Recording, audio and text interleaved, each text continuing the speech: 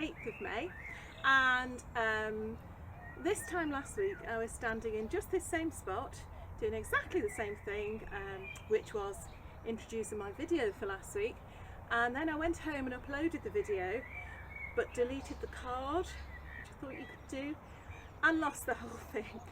So I'm going to be really careful this week not to fill the card too much anyway, and certainly not to delete it before I've actually saved everything onto the computer. So anyway, I did do stuff, and I'll show you as we go around what was done. What I want to do today though, I've got a main thing I want to concentrate on, and that is set up the beefsteak tomatoes in the greenhouse.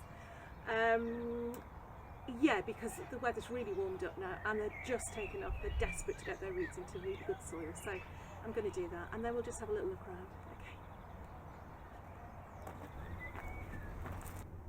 Okay. Well, I've just picked up a rhubarb leaf that was on the floor, and I've panicked all these red ants now. I want to run away with their little eggs. I feel really guilty. Amazing though, look at that. That's their primary concern. I don't know if I'd make a very good ant. I think I'd probably just run away. Run for the hills.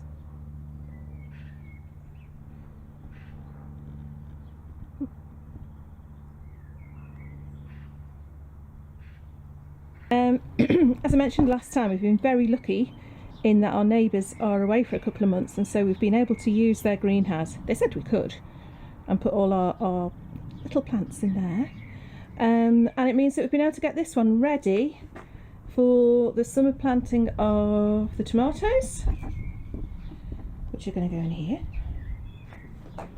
Cucumbers are going to go at the end, either in half grow bags or in pots. And then, oh, I'm inside. And then I was going to, look at the mess, look at the state of this. Then I was going to have all my chilli plants along here, but someone's given us some aubergines, and much as I didn't have any luck with them last year, I'm going to try them again. So somehow I'm going to try and configure a space here for the aubergine. So we'll just have to wait and see how we do it. What we found when we moved the greenhouse here was, because the hard standing, so the slabs had been to fit a 6x4 shed, and this is a very odd shaped and sized greenhouse, we had this like border at the edge of actual soil. And at the time I wanted to break up little some slabs to fit in, so it would all be hard, all be concrete, all be cement. But I'm glad we didn't, because it means that Mike's constructed this little wall here all the way along. And it's temporary. I mean, we can just lift it out at the end of the season, but we're going to backfill that with manure, compost, topsoil, whatever we've got. And the fact that it's got that extra depth at the back, extra drainage at the back, I mean, the soil doesn't look fantastic. It's not that bad actually. That should help the tomatoes come on really well. So this is where our tomatoes are going to go this year. I think I'm saying the tomatoes. The beefsteak tomatoes are going to go along here because it gets lots of sun. Okay, so we're going to get that filled in and get those beefsteak tomatoes in.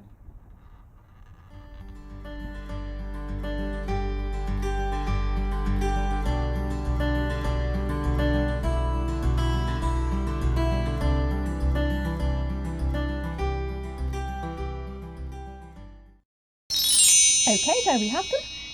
3 beefsteak style tomatoes ready to go. I'm aware that the cane supports I've put in so far aren't going to last too long, because the plants are going to need a lot more support than that. So at some point I'll think about constructing some sort of frame going across, with wires going across to support them some more. But at the base there you can see I have planted some tagetes, or tagetes, French marigolds. Put those in.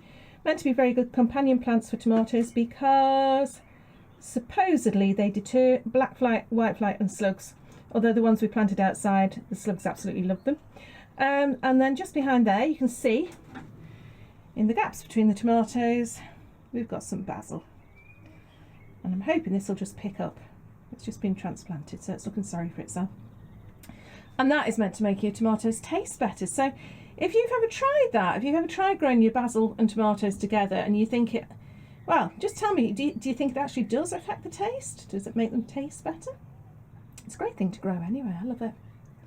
But yeah, there we go then. 3 big tomatoes, ready to go. Ooh.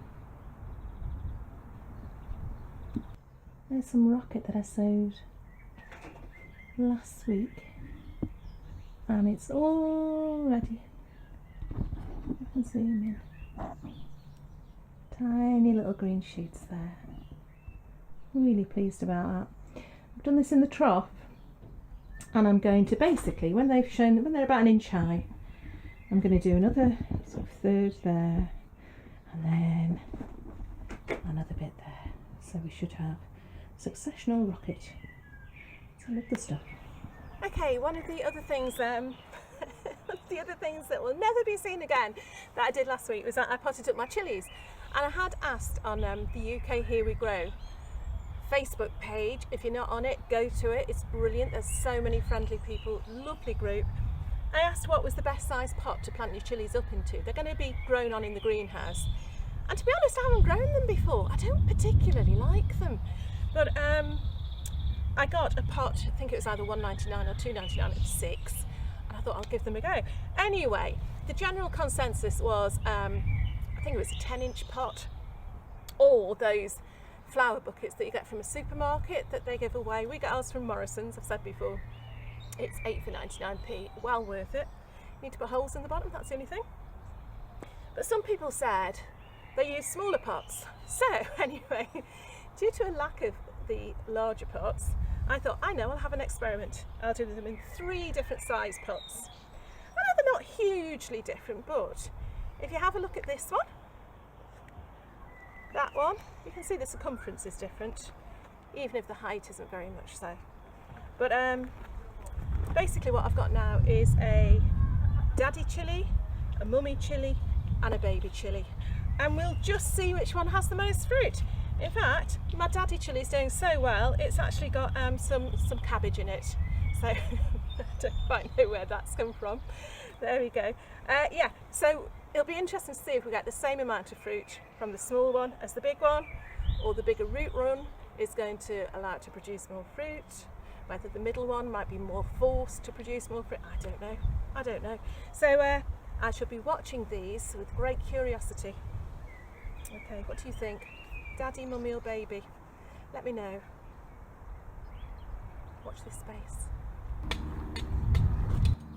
Strawberries are starting to get covered in flowers now. They're looking really, really strong. Yes, I know there's some weeds in there, but not that many actually, and they're easy enough to just pull out. But I think we will have strawberries for Wimbledon.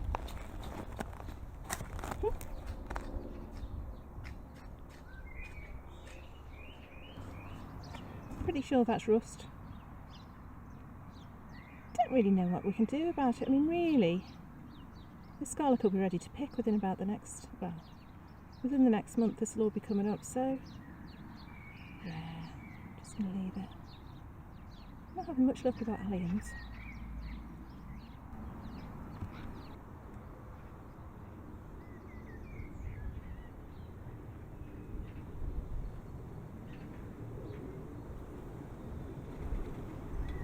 Angelica's just gone mad this year.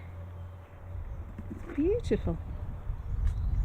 They even had one on the coverage of the Chelsea flower show, apparently, which I was all excited about, and then they said, yeah, once it flowers, it dies. So, yeah, it's taken 3 years. Has it? No, it's taken a year. No, it's taken 2 years because we'd had it a year before we put it in. So this is its final show. Which, to be honest, is probably quite good because I don't know what I'd have done with it if it got any bigger.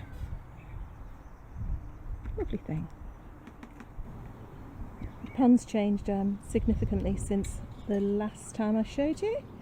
All the bulbs have been stored away now. I mean, they've just been fantastic over the spring. And we've filled the gaps with, let's take you on a tour. What have we got? We have got, I'll show you closer. Cornflowers, zinnia, cosmos, dahlia. Oh, the wind's come up now. Malva at the back there, Mystic Merlin Malva, that's a mouthful. More dahlias. Look at allium, look at that. It's not looking happy, is it? Still, it's a lovely shade of purple. And I've just dotted the odd marigold around as well. So, oh, and at the front here, next to the thyme, some dianthus. So hopefully, with a bit of magic dust and some nice weather, this will fill in very, very soon.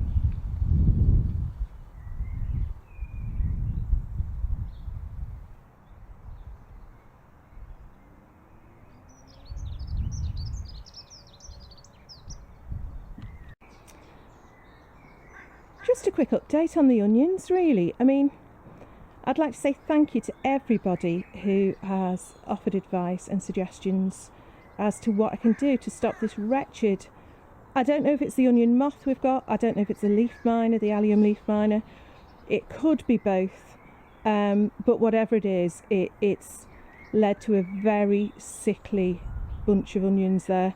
So we started off by taking the odd one out. You can see over here, we've taken the odd one out and decided to just plant it with something else. So we've got some beetroot in there now. And we thought we'd leave some in and just replace them as and when they got sick. But to be honest, that is just like pulling a plaster off really slowly. It's just prolonging the agony. So with great regret, they're coming up. You can see that little one there. I've just had a little look at that to see if it's any better, but it's just rotten on the inside. So rotten pests. Still, you know, you live and you learn. Next time I will know to cover the onions as soon as they go in. I mean, these were actually doing really, really well. But yeah, just gone, just a whole lot gone. But, you know, it's going to give us space to plant something else. So, got to look on the bright side. Okay, off they go. Say goodbye to the onions.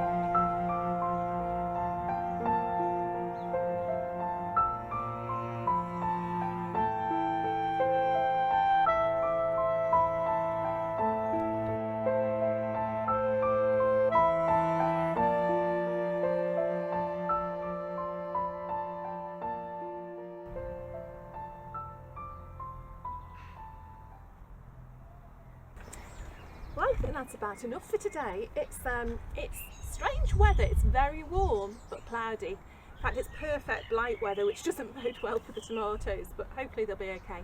We didn't get blight up here last year till right at the end of the season, so as ever, hope they're going to be okay. There's so much to do. A lot of it I did do on last week's video that you'll never see. I know I'm going to put in the bit about the poor old onions though, so you'll see what happened to them.